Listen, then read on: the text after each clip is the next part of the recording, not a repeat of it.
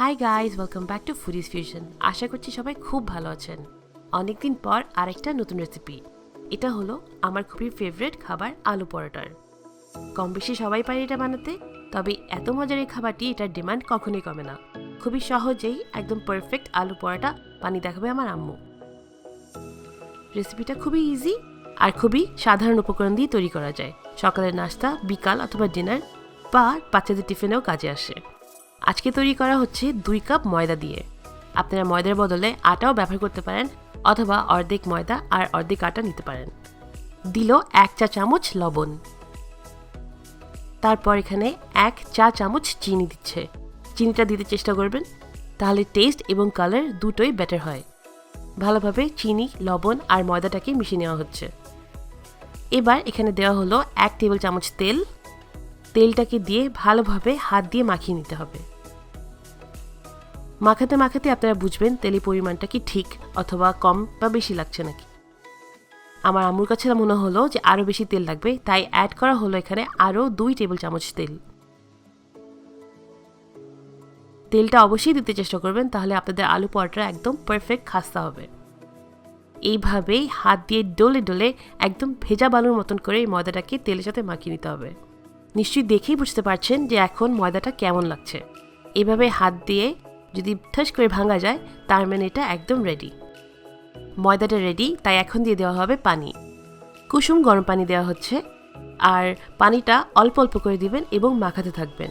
যতক্ষণ না সুন্দর একটা ডো ফর্ম হয় ততক্ষণ পানি দিবেন। পানিটা মনে হচ্ছে যথেষ্ট হয়েছে। এবার ডলে ডলে এটাকে সুন্দর একটা ডো বানাতে হবে। একটু যত্ন সহকারে এটাকে মাখাবেন। অল্প মাখালেও কিন্তু পরোটাটা পারফেক্ট হবে না, আর খুব বেশি মাখানোর প্রয়োজন নেই। এবার একটা ভেজা টিস্যু অথবা ভিজা পরিষ্কার কাপড় দিয়ে এটাকে ঢেকে রেখে দিতে হবে প্রায় আধা ঘন্টা। এটা হতে থাক, ততক্ষণ আমরা পুরটাকে তৈরি করি। 4-5টা শুকনো মরিচ আগের থেকে এটাকে তেলে নেওয়া হয়েছে, সেটা নিয়ে নেওয়া হলো। হাত দিয়ে হালকা ভেঙে দিচ্ছে। তারপর এখানে দিচ্ছে লবণ। লবণ খুব বেশি দিতে যাবে না, কারণ আমাদের ডোতেও লবণ আছে।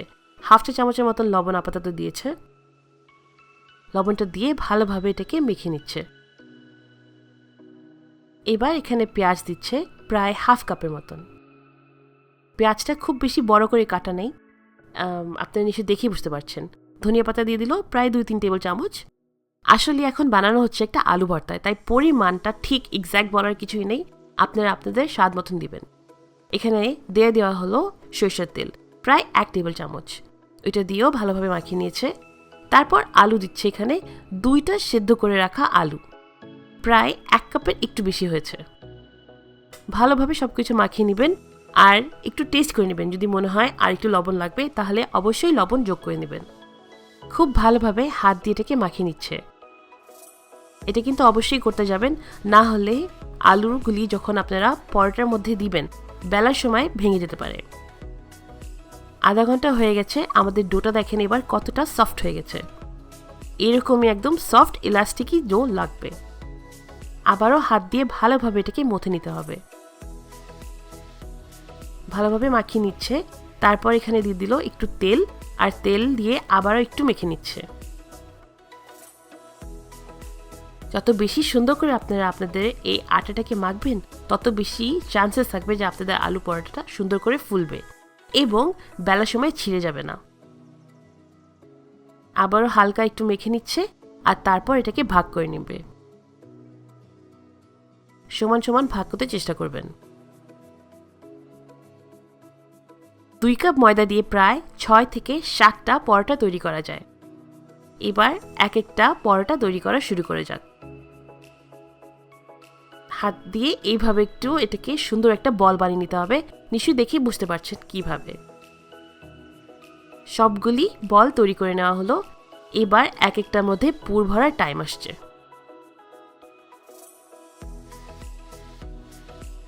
যখন আপনারা একটা ডো দিয়ে কাজ করবেন, তখন বাকিগুলিকে এইভাবে ভেজা কাপড় দিয়ে ঢেকে রাখবেন। এবার একটা নিয়ে নিল। এখন বেলুনি দিয়েও বেলে নিচ্ছে। যখন এরকম থিকনেসে আসে, তখন আপনারা যে তৈরি করে রাখা আলু ভর্তার বলগুলি আছে সেরকম একটা দিয়ে দিবেন। তারপর খুব সুন্দর করে এটাকে একটা পুটলি বানিয়ে নেবেন। অবশ্যই খেয়াল রাখতে হবে যেন কোনো ফাঁকা না রয়ে যায়, না হলে আলু ভর্তাগুলি বেলার সময় বের হয়ে আসবে। সুন্দর করে এটাকে বন্ধ করে নেবেন।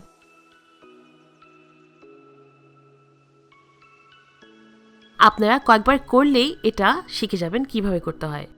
হাতের মধ্যে একটু তেল নিয়ে নিয়েছে, তারপর আবারও হাত দিয়ে এইভাবে চ্যাপটা করে নিল।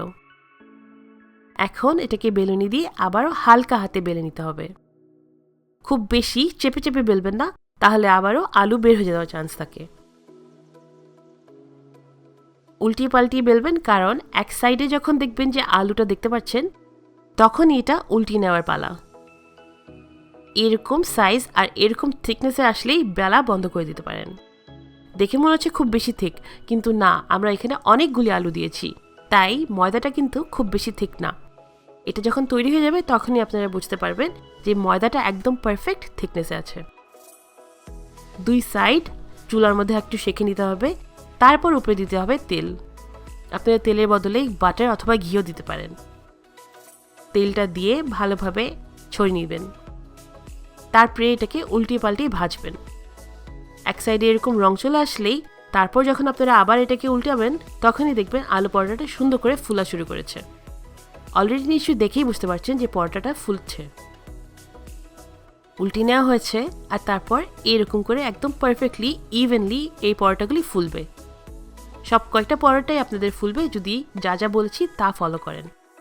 ঘি অথবা বাটার দিয়ে সার্ভ করবেন, অথবা এমনি কেচাপ দিয়েও খাবেন। আমার মতন যাদের আলু পরোটা ফেভারিট তারা আজকেই এটা বানিয়ে ফেলেন। আজকের রেসিপি আশা করি ভালো লাগছে। লাইক করবেন, সাবস্ক্রাইব করবেন, আমাদের সাথেই থাকবেন। সবাই খুব ভালো থাকবেন। Thank you so much for watching.